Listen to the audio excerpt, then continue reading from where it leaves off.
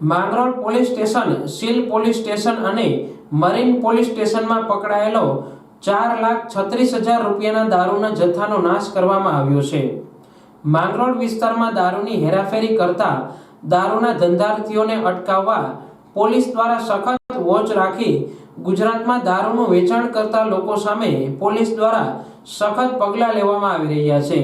ત્યારે અમુક દારૂના ધંધાર્થીઓ દ્વારા એનકેન પ્રકારે શહેરમાં છાનીછૂપી રીતે દારૂ લઈ આવવાની કોશિશ કરતા ઈસમોને દારૂ સાથે પકડી કાયદેસરની કાર્યવાહી કરવામાં આવે છે। જેમાં આજ માંગરોળ નગરપાલિકાના ડમ્પિંગ યાર્ડમાં Keshod deputy collector Kishan Garchar, Mangrol DYSP Kodiyatar, Mangrol marine PI Jadav, મામલતદાર મણવર, ચીફ ઓફિસર અને માંગરોળ પીએસઆઈ ડામોર, સીલના ચુડાસમા સહિત અધિકારીઓની હાજરીમાં કુલ બોટલ નંગ 3,069 જેટલી પકડાયેલ દારૂના જથ્થાનો રોલર ફેરવી નાશ કરવામાં આવ્યો હતો।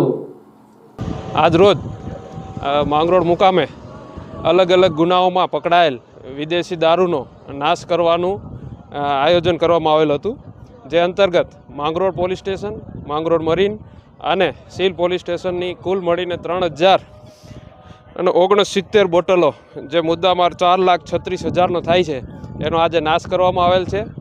આ નાશ કરવાની પરવાનગી નામદાર કોર્ટ પાસેથી મેળવી અને ત્યારબાદની નિયમ અનુસારની પ્રક્રિયા કરવામાં આવેલ છે।